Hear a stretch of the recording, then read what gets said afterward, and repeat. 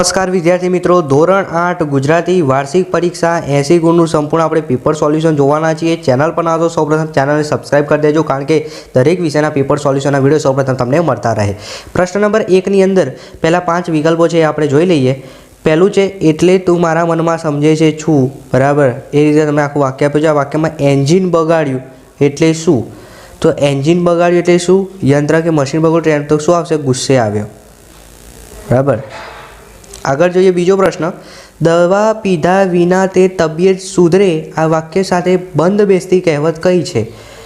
તો કૂવામાં હોય તો હવાડામાં આવે, હરી ભજ્યા વિના વૈકુંઠ મળતું હશે, હેવા પડ્યા ઈ જશે। તો દવા પીધા વિના તે તબિયત સુધરે તો શું થાય? હરી ભજ્યા વિના વૈકુંઠ મળતું હશે, તો અ આવશે, બરાબર।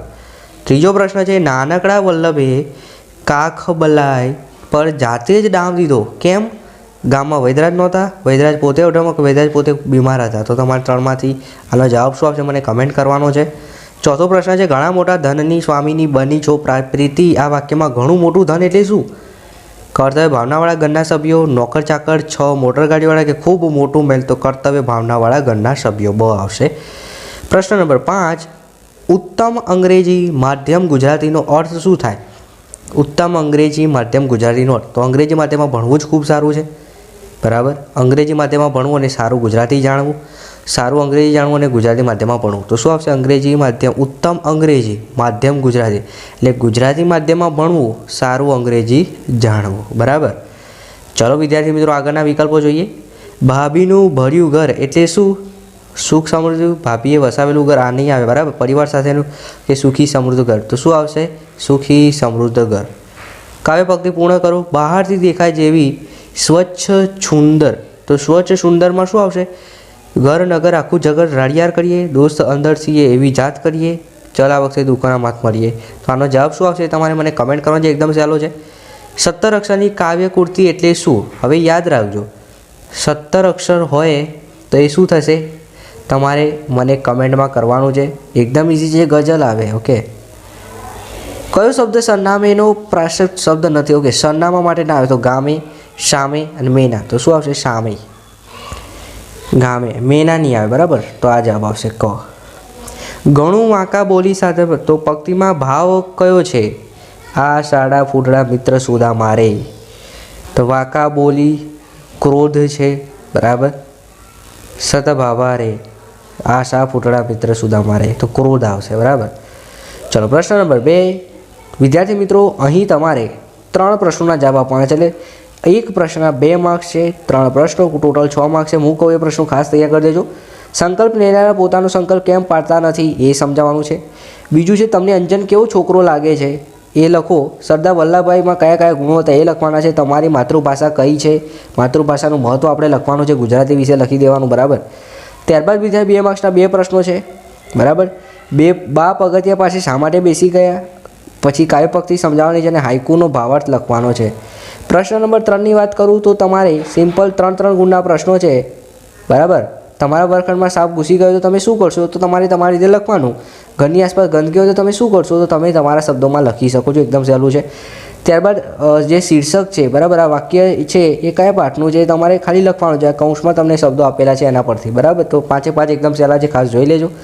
ત્યારબાદ તમને અહીં SMS ચાર્ટ આપ્યો છે, બરાબર। આ આખો ચાર્ટ જે છે વાંચી લેજો। હવે આપણે નીચે જે 5 પ્રશ્નો આપ્યા છે એના જવાબ આપવાના છે। આ SMS ચેટ કોની વચ્ચેની છે, બરાબર? તો કોની વચ્ચેની છે? તો ચકા પરીક્ષા પૂરી થયા પછી શું કરે છે, અને બીજું નામ જે છે એ લખ્યું છે, ઓહો કેવા જલસા। એક તો ચકાનું નામ દેખાઈ રહ્યું છે અને બીજું એ સુરેશ, તો તમારે લખવાનું ચકા અને સુરેશ વચ્ચેની SMS છે। ચકો મામાને ઘરે જઈ શું કરે છે તમને મળી જશે, બરાબર। આગળ આપણા ફકરો બતાવે। ત્યારબાદ કોણ મામાના ઘરે છે એ પણ તમને આવડી જશે। ત્યારબાદ બકો હું આવી નહીં શકું એમ શા માટે કહે છે, બરાબર। અને બકી પરીક્ષા પછી શું કરશે, તો એ ચેટ પરથી તમારે એનો જવાબ આપવાનો છે। પછી આગળ ફરીથી ફકરો આપ્યો છે, નીચે 5 પ્રશ્નો છે, જોઈ લઈએ આપણે। ગાંધીજીએ દિવાનને શા માટે બીજા ખંડમાં બેસાડ્યા, તો લખો જવાબ। તમે આખો ફકરો વાંચો તો તમને ખબર પડે કે બધા ગાળાનો લાંબો કોટ ટોપી પહેરીને આવેલા મુલાકાતી ભાવનગર આવ્યા હતા, બરાબર।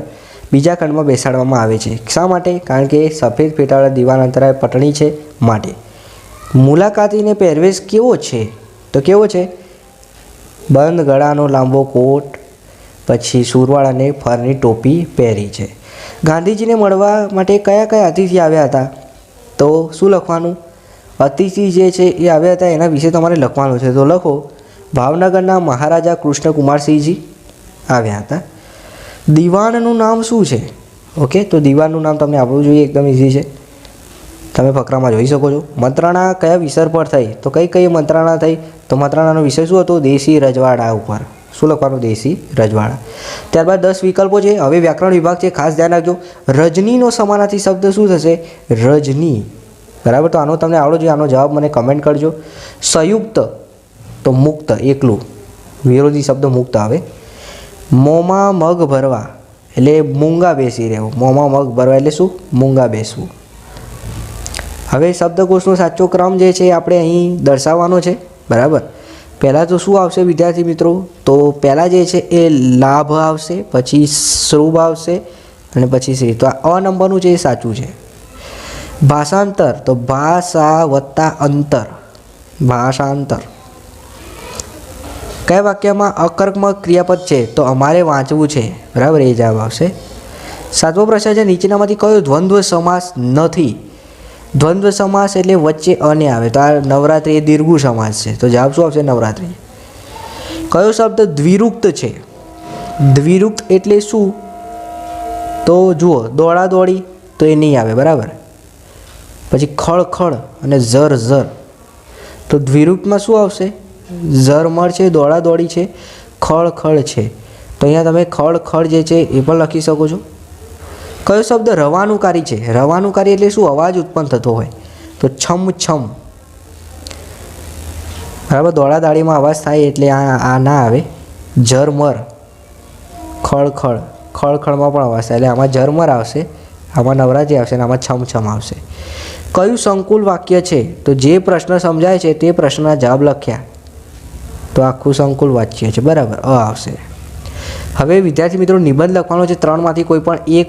ખાસ કહું છું, આ નિબંધ કરી દેજો. જો હું મોબાઈલ હોઉં તો મારા પ્રિય દેશ નેતા અને રમતગમતનું મહત્ત્વ. બરાબર, 3માંથી કોઈ પણ એક નિબંધ લખવાનો છે. ત્યારબાદ તમારે પ્રજાસત્તાક દિવસ અથવા તો વાર્તા લખવાની છે. બરાબર, આ તમને મુદ્દા આપે છે. 2માંથી કોઈ પણ એક 5 માર્ક્સનું છે. ત્યારબાદ આપણું રાષ્ટ્રગીત લખો, તેમ તમને આવડતી એક કવિતા લખો, 5 માર્ક્સ છે. બરાબર, રાષ્ટ્રગીત અથવા તો કવિતા લખવાની છે. આપેલ 3 શબ્દોનો ઉપયોગ કરીને વાક્ય બનાવો. એકદમ ઇઝી છે, એક વાક્યના 2 માર્ક્સ છે, એટલે 2 એવા 5 પ્રશ્નો છે, ટોટલ 10 માર્ક્સનું છે. બરાબર, તો આ રીતે 2 વાક્યો બનાવી દે.